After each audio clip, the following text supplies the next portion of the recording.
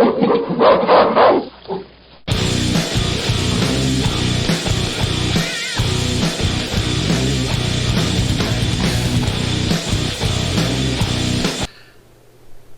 everybody, Silverback here. Just want to talk a little bit about my experience with Lobby Day.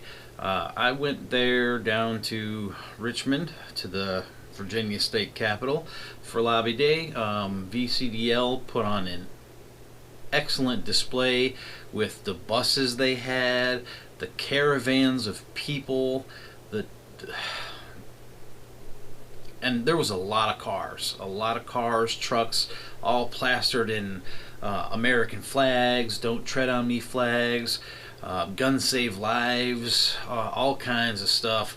And the buses were just extraordinary. They were all decked out with all the VCDL sayings and logos, and in the VCDL orange, which was completely amazing.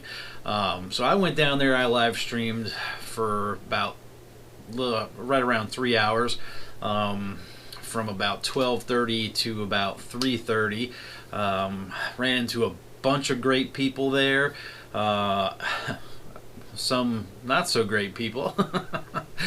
But it definitely was a very interesting experience, and that leads up to everything that's happening right now in our Virginia legislature. There are several bad bills that are going through right now, so just go on to the Virginia legislator tracking website, join the VCDL. They will keep you up to date, which is the Virginia Citizens Defense League. They will keep you up to date, and their link is in my description. You'll see it down below. And same with the GOA, the Gun Owners of America. They will definitely keep you up to date as to what is happening in Virginia with our legislature. This year, there was only like 4 good bills that are actually being run through the House, and I believe today, because today is Tuesday, but you won't be seeing this till tomorrow, and all these good bills will probably end up getting squashed. There was the one for veterans with 50% disability to get a free lifetime of hunting and fishing license. That basically they don't need a hunting and fishing license, and they can go hunting and fishing. I mean, they will need one, obviously, to say that, hey, they're the disabled veteran.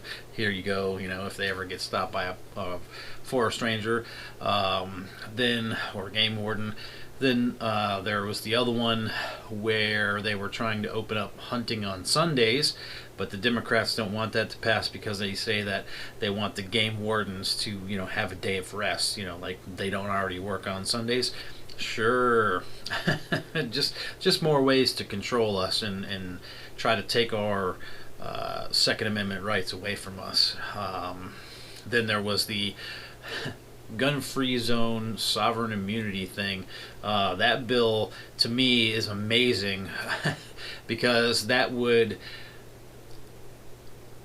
extend the liability onto the locality. So if they have a gun-free zone and you go into the gun-free zone and you get shot or killed or whatever in the gun-free zone by, like, in a mass shooting, because they don't ever happen in gun-free zones because they're gun-free zones and you can't bring a gun there, right? Right. So that leaves the locality, the government, liable, and they can be sued and charged for putting you in danger. And that bill is definitely going to fail. I haven't checked today to see which bills have made it and which have not, but I will be finding out soon because I'll be talking with my friend John Crump again, who is the Virginia GOA representative, the director for the state of Virginia for Gun Owners of America. Plus, he and I are actually doing a podcast for Gun Owners of America called Virginia Reloaded, and it's going to be all about the things that are going on in Virginia. And we recorded one last night, and we talked about all these bills that are going through the House and the one bill that's going through the Senate. But don't ever let them make you think that something is good by them putting something good on the surface.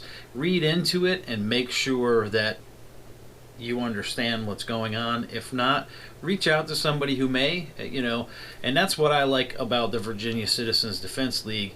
They really explain things, and there nobody who is with the Virginia Citizens Defense League, like Philip Van Cleve, the president, Ed Levine, Pat Webb, any of the members that are active. If you ever get in touch with them, they are more than happy to explain things to you and talk to you about what's going on. So it's a good thing to become a member, so join if you haven't joined.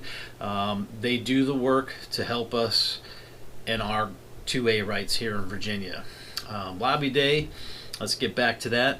I ran into, like I said, some people out there, a lot of good patriots supporting our Second Amendment that were there for Lobby Day, specifically for the VCDL Lobby Day movement and our Second Amendment. I got to talk to a lot of great people. I seen Amanda Chase out in the street. She was actually there in person, which I think was pretty cool. She didn't have to be out there, but she was. Really good, and she's a candidate for governor here in Virginia. She's very pro 2A, so if it's between her and Kurt Santini, I'd like to see one of those take the cake for sure. Then I also ran into a couple of good guys you may know. I ran into Coda Boy 32 Tactical and Jared from Guns and Gadgets. It was pretty cool. Bumped into them. They were there driving around. So grateful that they came down and made the trip and came out to support our Second Amendment rights here in Virginia as well, because what's going on here in Virginia is something that you're going to start to see travel its way across the country if we can't stop it here. Or it's can be used as a good example as to what not to let happen to your state as well. So our government here in Virginia is completely Democrat controlled. They own the majority. So our governor is up for election here next year. So hopefully we can make things change, and hopefully things will be on the better. But keep on a lookout.